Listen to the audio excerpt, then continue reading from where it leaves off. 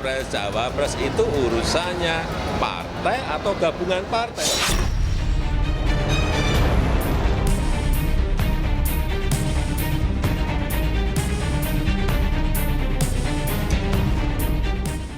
Kepala negara menurut kami sih harus netral ya, tidak boleh cawe-cawe.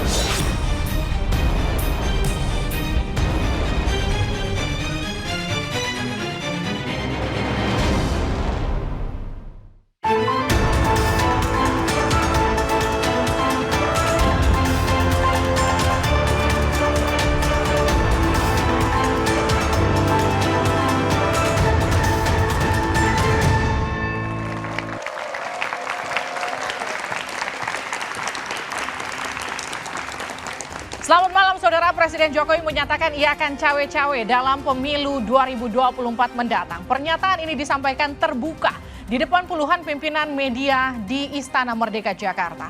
Kepentingan negara dan bangsa dijadikan alasan. Meski demikian, Jokowi berjanji tak akan menggunakan Polri dan TNI. Pernyataan Jokowi ini menuai kontroversi. Sebagai seorang politisi, Presiden Jokowi memang memiliki hak untuk cawe-cawe dalam kontestasi. Tapi sebagai kepala negara dan kepala pemerintahan, seyogyanya Jokowi bisa menahan diri. Etiskah seorang kepala negara dan kepala pemerintahan cawe-cawe dalam urusan pergantian kekuasaan?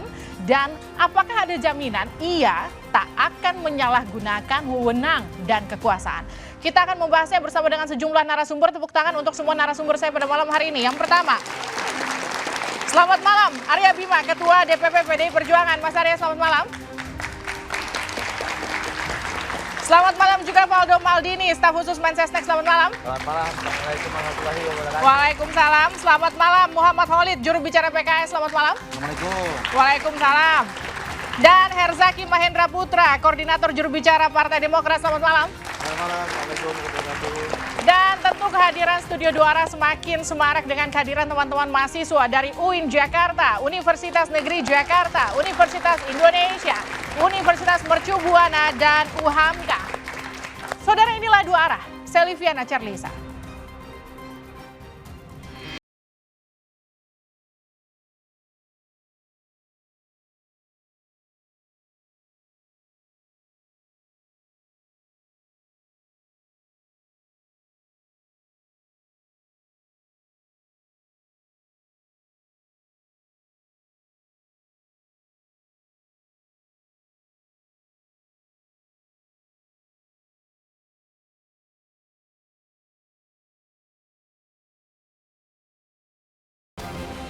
Jokowi nggak usah ikut cawe-cawe, pilpres biar urusan parpol, dan husnul khotimah di 2 tahun terakhir ini saja, insya Allah masyarakat akan mengenang. Biarkan masyarakat punya hak untuk mendapatkan calon presiden tanpa harus ada yang cawe-cawe. Padahal sebelumnya, Presiden Jokowi sudah beberapa kali menyatakan tidak akan cawe-cawe di pemilu 2024. Yang namanya pilpres itu urusannya urusan partai atau gabungan partai. Jangan presiden itu diikut-ikutkan. Tapi sering ketua partai ini dikit-dikit sudah direstui presiden. Bukan cawe-cawe. Oh, itu diskusi aja kok cawe-cawe. Diskusi. Saya tadi kan sampaikan, saya ini juga pejabat politik. Tapi bukan cawe-cawe. Urusan capres, cawapres itu urusannya partai atau gabungan partai. Apa konstitusi yang dilanggar dari situ? Nggak ada. Tolonglah mengerti bahwa kita ini juga politisi, tapi juga pejabat publik. Presiden Jokowi memang sering terlihat akrab dengan dua baca pres, yaitu Ganjar Pranowo dan juga Prabowo Subianto. Di acara bersama para relawan, Jokowi seperti ingin menegaskan pengaruhnya.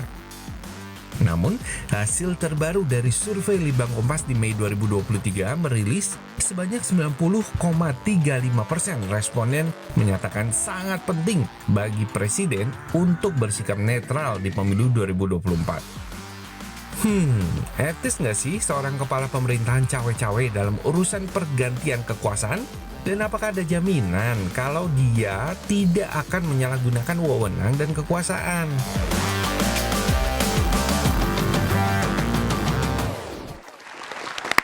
Kita langsung mulai dua arah. Mas Zaky jawab, coba etis nggak sih kepala pemerintahan ikut cawe-cawe di Pilpres mendatang? Ya, kalau dari kami melihatnya begini nih, ada dua hal mesti dipahami. Kalau bicara etis tidak etis, jelas. Kalau dari kami tidak etis.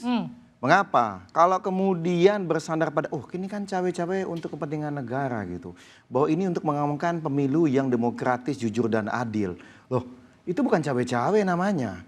Kalau cawe-cawe itu ikut-ikutan gitu. Mengurus, membereskan, melakukan.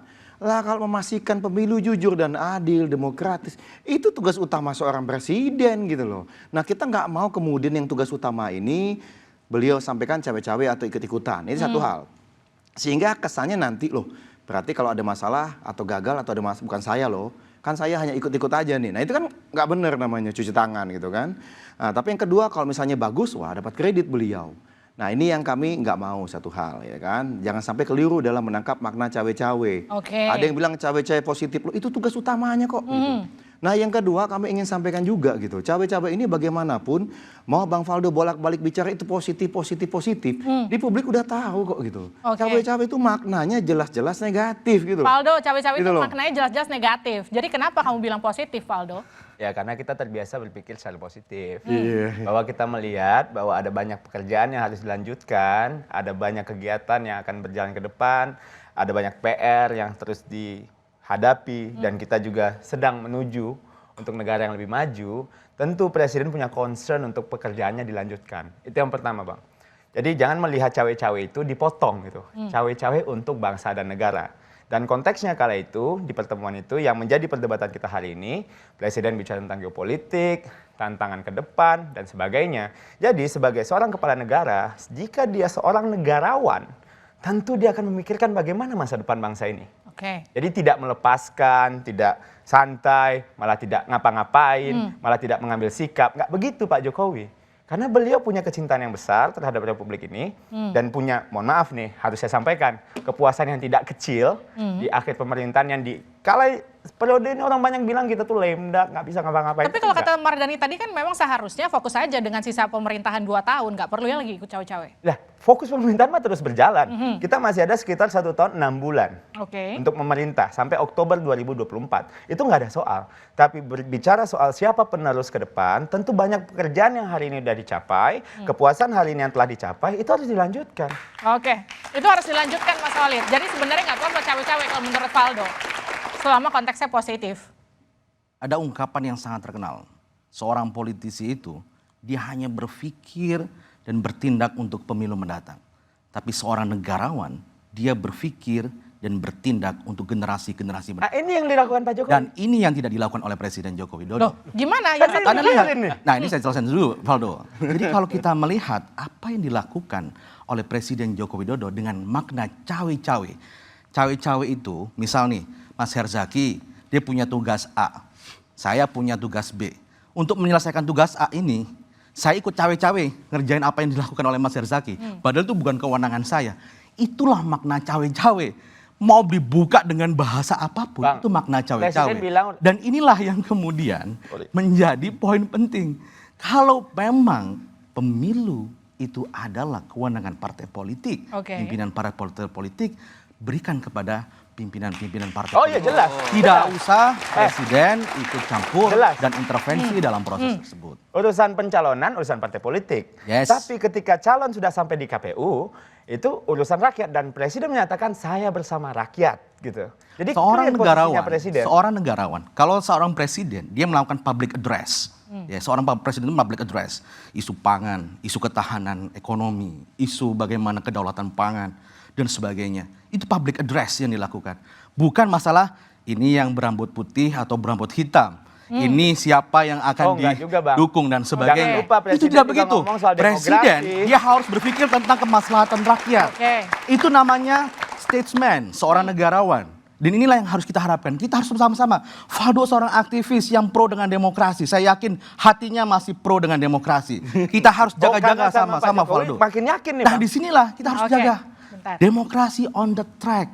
Kita harus wariskan legacy. Kita ingin Presiden Joko Widodo memberikan legacy yang luar biasa buat generasi mendatang dengan tidak melakukan cawe-cawe. Dengan tidak melakukan cawe-cawe, Mas Bima, gimana tuh Mas Bima? Jadi harusnya Pak Jokowi nggak perlu bilang cawe-cawe. Begini, kalau konotasi negatif dari perspektif kawan-kawan dari PKS dan Demokrat, ini Presiden menyampaikan di depan media, khususnya pimpinan redaksi dan beberapa podcast-podcast yang cukup punya kompetensi yang cukup bagus lah ya. Saya lihat masa seorang presiden mempunyai hal yang negatif, misalnya tadi keinginan mengintervensi pelaksanaan pemilu, ini disampaikan dan berulang kali dikatakan, Pak Presiden, apakah boleh kata cawe-cawe ini kita sampaikan ke publik? Oh silakan, silakan. Ini jelas sekali bahwa makna cawe-cawe dalam deskripsi yang disampaikan Presiden ini adalah hal yang terkait dalam fungsi dan tugas sesuai dengan koridor konstitusi. Entar dulu. Nah, saya ingin menegaskan di sini bahwa kata cawe-cawe ini pun disampaikan sebagai akibat dari suatu penjelasan sebelumnya yang terkait dengan suatu narasi besar pemerintahan Jokowi dalam kaitan membangun Indonesia dalam fondasi 10 tahun ini untuk dilanjutkan sustain dalam konsepsi untuk kepentingan bangsa dan negara. Kalau hal ini saya ikut cawe-cawe. Ini dalam kaitan sesuatu yang lebih substansial. Untuk sesuatu kewenangan beliau masih dalam deskripsi kewenangan terkait dengan kepentingan bangsa dan negara.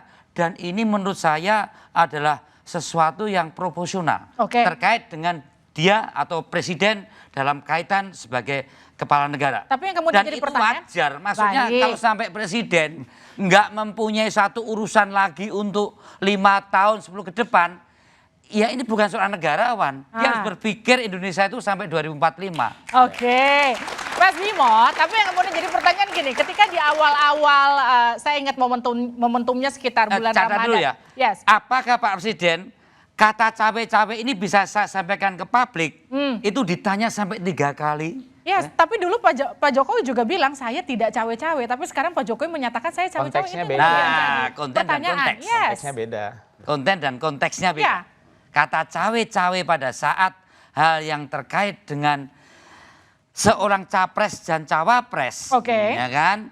Dia termasuk bagian dari politisi yang ada di lingkaran partai politik, dan dia juga melihat berbagai menterinya keragaman dari partai politik.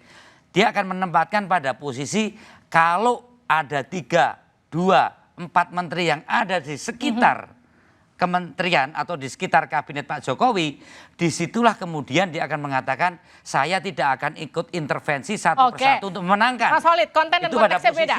Beda konten dan konteksnya. Jawab.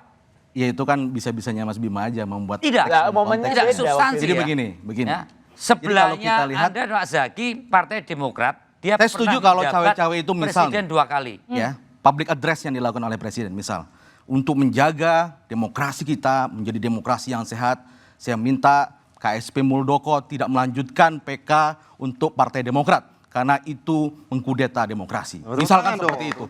Itu luar biasa. Itu baru cawe-cawe yang sangat tepat. Karena misal nih, kalau presiden ikut-ikut soal Demokrat, partai Demokrat politik sudah misalnya jatuh ke tangan Muldoko hari ini. Nah, ini justru legacy yang bagus. Legacy yang bagus untuk memastikan agar tidak serta-merta seseorang yang tidak menjadi kader partai tertentu yang kemudian bisa take over dengan hostile gitu. Pak Khalid, itu dengan apa Anda mengatakan bahwa saya Pak pikir Presiden kita sama-sama ikut terkait dengan persoalan Demokrat dalam Muldoko? Ini saya memberikan contoh cawe-cawe yang sangat ditunggu-tunggu. Dengan itulah demokrasi untuk bisa menunjukkan demokrasi ini bagus dan sehat. Itu yang pertama. Yang kedua, kalau kita ingin melihat bahwasanya Presiden Joko Widodo ini adalah seorang negarawan, maka kita harus melihat dalam konteksnya lebih jangka panjang. Bukan hanya masalah pemilu 2024, tapi bagaimana ketika pemilu dilaksanakan, sense of justice, sense of Oke, equality, gimana? mendapatkan perasaan yang Intervensinya fair Pak dalam Jokowi di pemilu demokrasi. 2024 Itu yang gimana? harus kita hadapkan. Saya yakin di hatinya Pak Bima, di hatinya Mas Waldo dan seluruh peserta dan seluruh masyarakat menginginkan bahwasanya Presiden Joko Widodo seorang negarawan, seseorang yang bisa menjadi pemimpin teladan, yang bisa menjadi legacy yang luar biasa untuk generasi mendatang. Itu yang kita harapkan. Negarawannya di mana? Ya itu yang kita harapkan. Kalau seorang presiden menginginkan bahwa Indonesia ke depan itu adalah Indonesia yang maju. Saya yakin di hati kecil Pak Bima dan di hati kecilnya Pak Faldo. Di hati kecil Bang Khalid, tahu juga nih, contoh yang saya sampaikan tadi tidak masuk akal. Dan yang kedua, tuduhan-tuduhan yang disampaikan itu juga tidak sesuai bagaimana seharusnya. Enggak, Bang Khalid, kamu terlalu mendramatisasi Coba sesuatu dibuktikan yang aja. berlebihan. Buktikan buktinya ada nggak? Mendramatisir. Karena kalau hari ini bicara politik tanpa bukti, ini masyarakat dan juga paham. Mas Bima dan Mas Waldo. Jadi kalau kita melihat, please kita lihat hati kita berbicara. Abang juga harus baca, Bang, hati abang gimana seharusnya. Bagaimana demokrasi kita harus kita jaga bersama. Pak Presiden ngomong clear. Indonesia ini menjadi the last standing democratic Iya, country. tepuk tangan dulu. Dan ini, saya tidak mau bicara secara rasionalitas, tapi ilmu Faldo. Hati kita sebagai aktivis. Ini yang mendramatisasi. Didengarkan hati kita. Buktinya apa, Pak? Oke. Buktinya Enggak, apa? yang jadi pertanyaan saya sekarang gini ke Mas Faldo. Mas Faldo, kan Pak Jokowi menyatakan ini demi bangsa dan juga negara. Tapi batasannya sampai mana? Nanti dijawabnya sejenak di luar.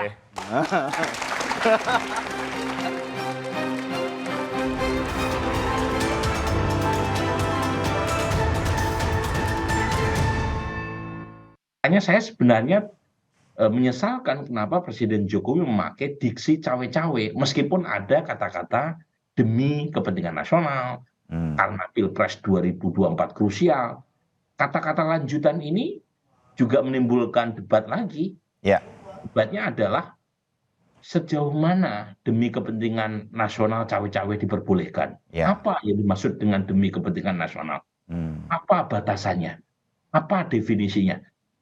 Nah, apakah itu tergantung dari subjektif assessment dari seorang Presiden Jokowi, ataukah ada assessment yang bersifat objektif untuk mengatakan demi kepentingan nasional sehingga Presiden Jokowi boleh untuk cawe-cawe?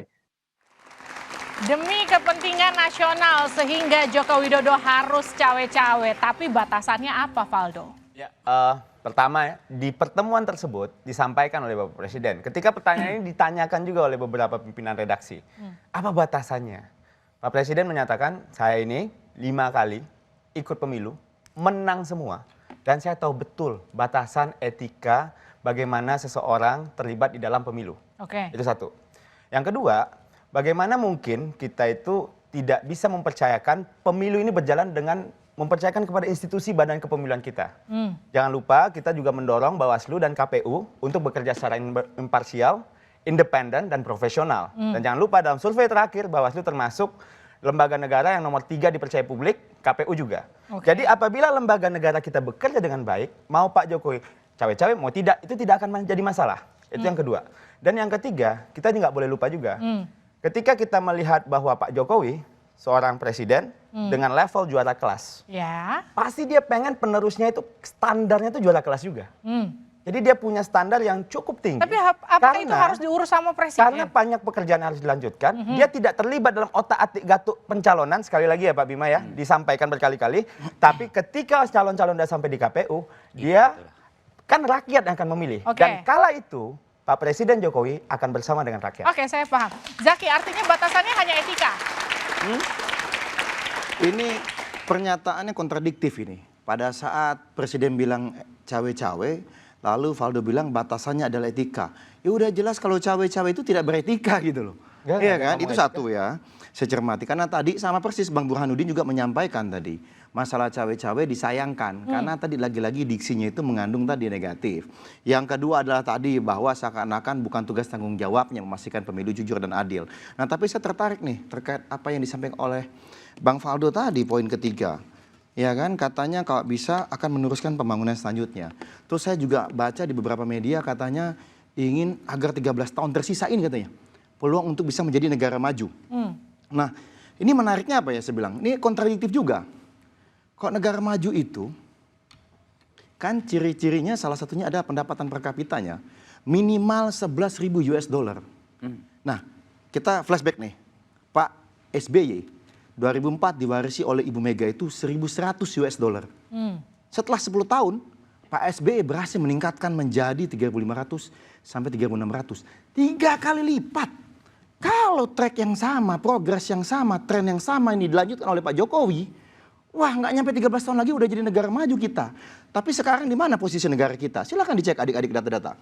Mahasiswa ini kan, 4.300 sampai dengan 4.400. Naiknya hanya 700 sampai 800 US dollar dibagi dengan berarti nggak nyampe 1 kali lipat. Artinya Lalu gini, lalu bisa-bisanya Bang Faldo bilang, Pak Jokowi ingin agar punya hak untuk memilih pemimpin selanjutnya biar pembangunannya tidak berantakan. Loh, pembangunan di era Pak SBY yang 10 tahun udah sukses itu, per kapitanya tinggi, melesat.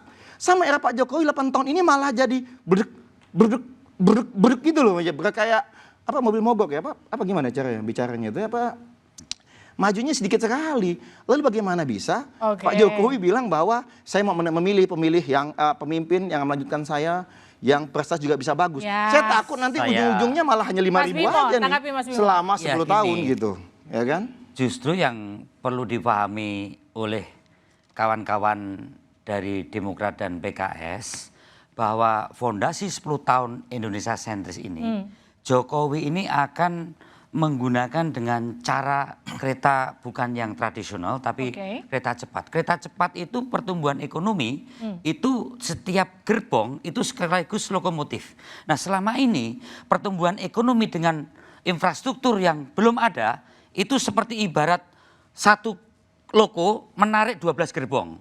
Nah Jokowi dengan Indonesia sentris itu pertumbuhan infrastruktur dengan fondasi infrastruktur baik itu jalan tol, jalan trans, pelabuhan, bandara, telekomunikasi, listrik.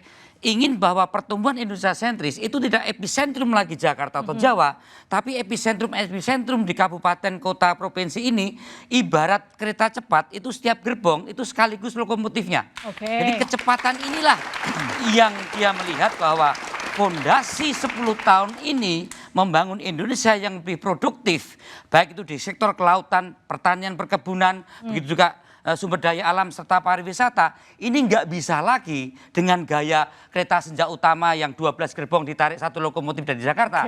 Justru yang akan diteruskan itu infrastruktur yang berkembang di seluruh wilayah Indonesia ini nanti akan muncul gerbong-gerbong yang sekaligus lokomotif. Maka untuk itu perlu sustain justru visi kenegaraannya Pak Jokowi. Kalau pemerintahan ke depan kemudian putus kembali gaya pikirnya Zaki maupun PKS seperti Pak SBY kemarin, itu adalah suatu kemunduran. Inilah yang kemudian dia berpikir, dia berpikir presiden ke depan dia memiliki visi dan misi bagaimana ideologi tentang teknokratik Indonesia yang lebih adil, Indonesia lebih berkemanusiaan, ini diwujudkan secara teknokratik. Nah inilah kenapa bahwa dia ikut cawe-cawe dalam skup tugasnya sebagai seorang negarawan. Ini bukan ingin intervensi atau ingin campur tangan memenangkan seorang kandidat, saya kira itu. Pak. Ya, ini masuk pada isu ekonomi ya. Saya karena background saya juga ekonomi, saya melihat infrastruktur infrastruktur di era Presiden Joko Widodo, ICOR-nya, incremental capital output ratio, itu adalah indikator untuk melihat apakah infrastruktur itu efisien atau tidak. Jadi Anda menolak adanya infrastruktur pembangunan Jokowi? 6,5. Enggak, ini saya melihat, ini kita melihat kritik secara rasional kan, dan ini para ekonom sudah melihat infrastruktur yang dibangun itu tidak efisien atau boros. Ini adalah penilaian objektif pembangunan dari infrastrukturnya atau konsepsi infrastrukturnya. Jadi konsepsi. Ada kebijakan, ada program, ada kegiatan. Saya Anda perjelas. menyoroti kegiatannya. Infrastruktur policy-nya itu boros, tidak efisien. Sehingga harusnya infrastrukturnya dibangun adalah inklusif, lebih kepada logistik, bagaimana menurunkan cost ekonominya. Itu adalah fungsi dari infrastruktur. Karena kita membangun infrastruktur, itu adalah menurunkan cost ekonomi kita, mempercepat logistik kita dan sebagainya. Inilah yang kemudian menjadi sorotan kita di Koalisi Perubahan. Jadi jalan kita ingin membangun infrastruktur yang lebih inklusif. Itu tidak menurunkan loss logistik. Ini kita melihat, kita akan melihat bahwasanya cost ekonomi itu tetap masih tinggi. Ini kita bicara tentang data di sini. ICOR itu 6,5, artinya masih tinggi di situ. Saya lanjutkan ya Pak ya. Yang kedua ini saya lihat nih ICOR-nya nih. Kenapa salah satunya adalah secara ekonomi kita bermasalah. Itu adalah masalah namanya indeks persepsi korupsi. Saya tidak akan membuat opini, Oke. ya, tapi saya membawa data dari Transparansi Internasional. Itu bicara infrastruktur atau Transparansi persepsi itu ada korupsi? kaitannya, karena kita bicara governance di sini. Governance itu tata kelola. Tata kelola ini berdampak kepada ekonomi, kepada hukum dan sebagainya. Kalau kita lihat dari Transparansi Internasional, data menunjukkan bahwa di era Presiden SBY di tahun 2004 itu 20 basis point. Oke. Di 2014 naik menjadi 34 basis point. Nah, di era Presiden Joko Widodo pada tahun 2014 itu diwarisi dengan angka 34 basis point dan di 2022 tetap 34 basis point. Kenapa ada Going ada nowhere. bicara soal Pak kepuasan Jokowi ngapain publik? aja nih gitu? Going 8 tahun nowhere. ini. Dan di sini saya ingin menunjukkan bahwa kita bicara dengan Oke. by data. Oke, Ayo, udah ya. oke, Kita- by data. Saya ngomong data Silakan, boleh ya? silakan. Data. Kita boleh ngomong data ya? Silakan. Iya. Pertama, ketika zaman PSBY itu beda game. Ekspor komoditas. Hari ini Pak Jokowi itu 3 ideologi pembangunannya. Pertama infrastruktur, yang kedua debirokratisasi, dan yang ketiga penegakan hukum. Nah itu clear sekali. Nah kita lihat di kala itu ketika zaman PSBY ekspor komoditas lagi tinggi. Dan strategi itu nggak mungkin sama sampai dunia hari ini. Bang Khalid ekonom pasti tahu sendirilah. Bagaimana hari ini kita melihat dunia lagi demam. Bicara tentang korupsi, kita tahu banget bahwa seandainya hari ini dunia mengalami democratic backsliding. Ya kan? Di mana banyak negara mengalami ketidakpercayaan pada institusi demokrasi. Tapi kita perlu bersyukur di Indonesia ada Bapak Presiden Jokowi yang berusaha untuk menahan ini semua, tetap mencapai kepuasan berapa Pak Rebimah? 82%. Aduh manis sekali angkanya itu. Yes. Nah sehingga itu berbeda banget. Dan seluruh lembaga survei lah tuh. Ya, Jangan dikira ya, jadi nanti kita jadian dibilang lagi. kita lembaga survei berbayar. Berbeda banget bos sama periode sebelumnya nih, maaf nih. Makanya dulu ketika Pak Jokowi maju narasi perubahan jadi relevan. Karena angka survei dan kepuasannya tidak setinggi hari ini. Oke. Hari ini kita perlu berbicara soal keberlanjutan. Terima kasih. Nah, yang kemudian jadi Berarti pertanyaan saya ini. nih ya, saya ya habis ini ya. Saya nih. Ya kan? Zaki, kepuasan publiknya berapa Zaki? 85% kita pernah Pak LSI Ya, kita coba di cek. SMRC. Masa Silakan akhir cek. SBY kepuasan Silakan publik cek itu aja. berapa? Ini udah black Tepuk atau tangan masih- dulu untuk semua narasumber saya. 30%. Usai jeda, saya Pada akan buka data yang juga akan dihasilkan Litbang Kompas sebetulnya seberapa besar publik atau responden mengharapkan netralitas presiden di Pilpres mendatang. Tapi usai jeda di dua arah.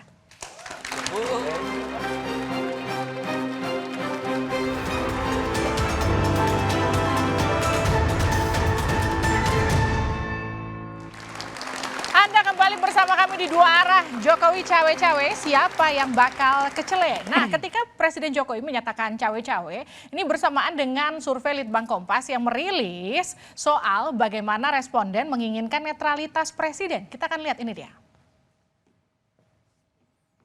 Seberapa penting Presiden bersikap netral di pemilu 2024? 90,35% responden menilai sangat penting Presiden menjaga netralitasnya di Pilpres. Mas Khalid. Ya, ini saya kira ini sangat jujur dan sangat mengcapture dari psikologis suara hati masyarakat Indonesia.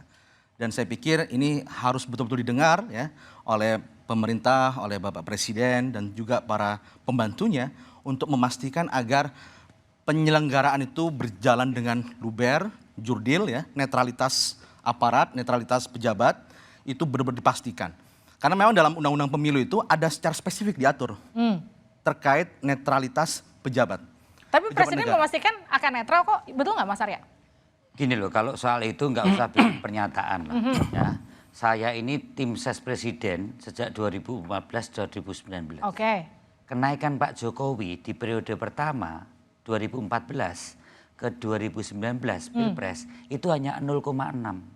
Kalau Pak Jokowi mau cawe-cawe dalam pengertian memaksakan kehendak dengan menggunakan instrumen pemerintahan seperti misalnya saja polisi atau kejaksaan atau mengintervensi KPU kan, 30% itu naiknya. kenaikannya bisa 30%.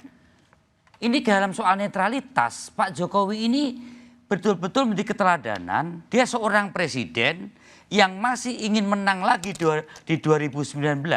Kenaikan Pak Jokowi dengan 2014 itu hanya 0,6.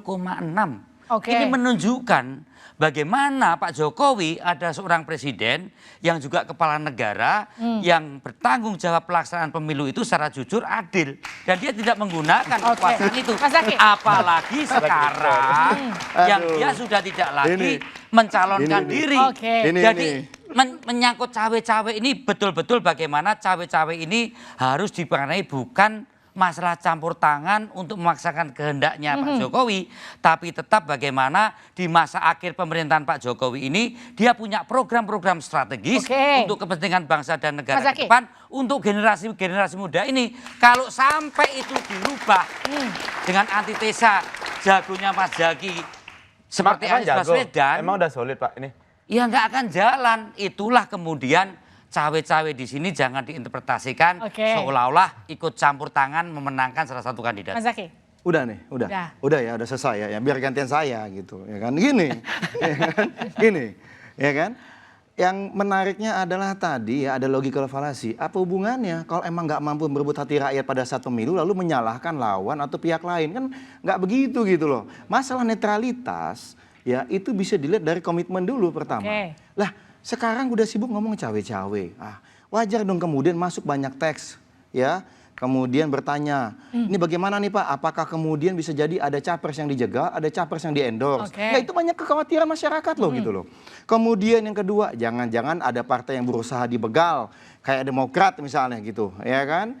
Jelas-jelas nggak punya KTA, bukan anggota partai, bukan pengurus. Namanya Muldoko, katanya kepala staf presiden atau KSP. Kita pikir dia kepala staf pembegal partai tadi, ya kan? Tapi dibiarkan saja oleh Pak Jokowi. Tapi Anda tadi bilang ada yang di-endorse, ada yang dijegal. Anda merasa calon Anda dijegal? Oh ya jelas dong. Demokrat ini bayangkan. Pak Muldoko ini ada di sebelah Pak Jokowi. Kok tahu-taunya bukan kader, bukan pengurus. Lalu mau maksa-maksa terus masuk ke jalur hukum.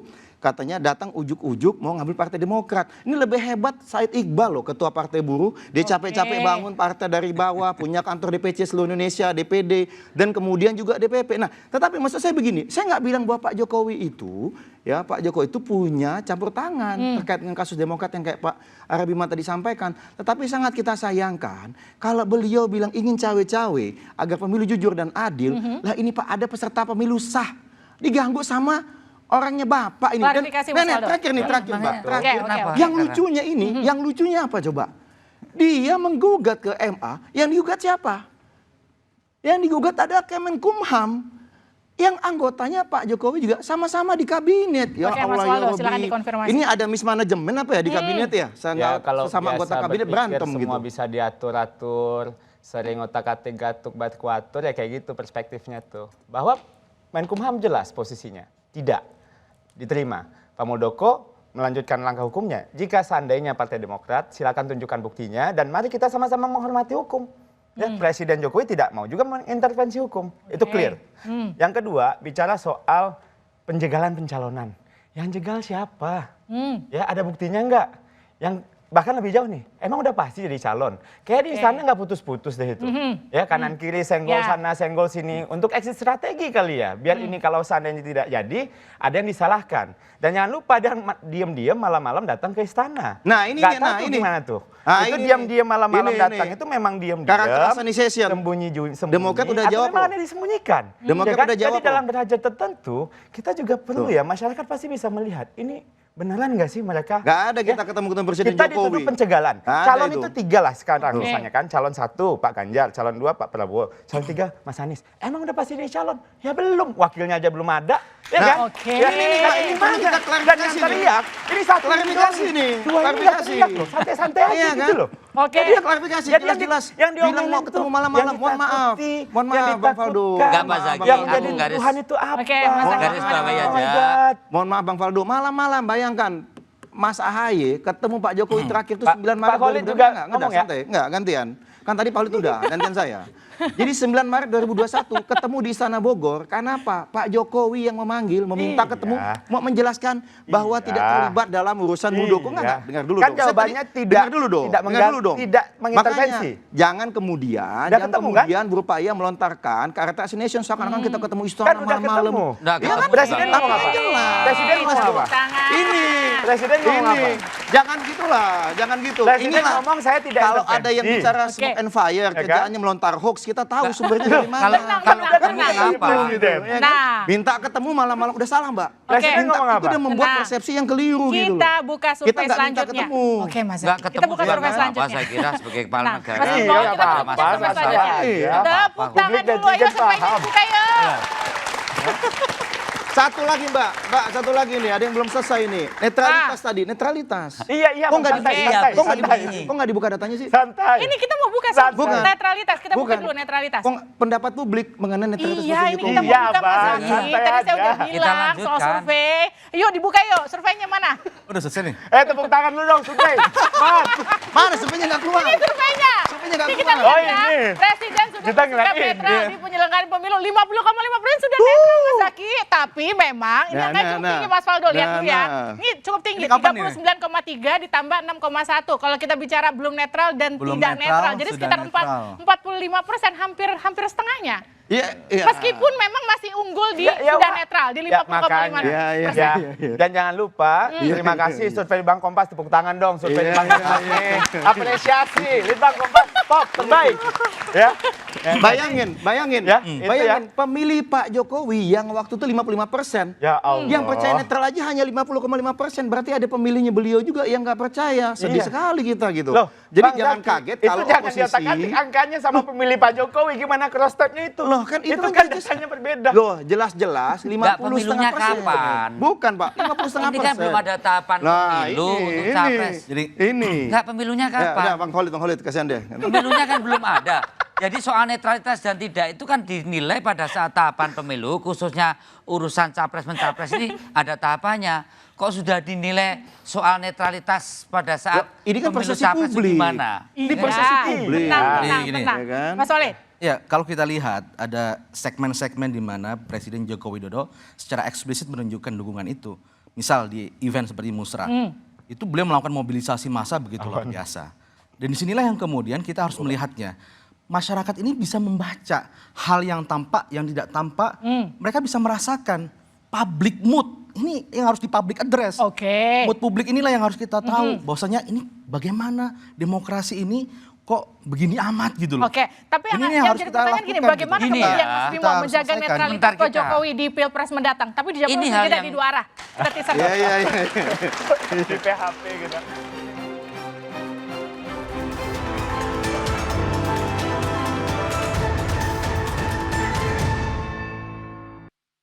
Enggak ada yang akan menjegat. Malah saya katakan kepada dia, kamu harus usahakan di dalam berbagai forum agar koalisi yang mendukung Anies itu kompak agar Anies dapat tiket gitu, tidak dijegal oleh internalnya sendiri. Kalau pemerintah enggak, persilahkan gitu. Kita lindungi hak-haknya. Jadi tidak ada penjegalan. Oke, itu dari pernyataan Pak Mahfud untuk Pak Anies Baswedan bahwa nggak usah khawatir untuk dijegal pemerintah. Jangan sampai dijegal internalnya sendiri. Mas Zaki? Wah, kalau menurut kami pernyataan Prof. Mahfud ini sangat bagus gitu. Mungkin ini bisa membantu menetralisir pernyataan yang keliru dari Presiden Joko Widodo yang bicara mengenai cawe-cawe. Karena bagus dong. Ini ada komitmen dari Menko Polhukam. Oke. Orang profesor hukum tata negara berikan jaminan tidak akan ada intervensi. Ini yang kita tunggu.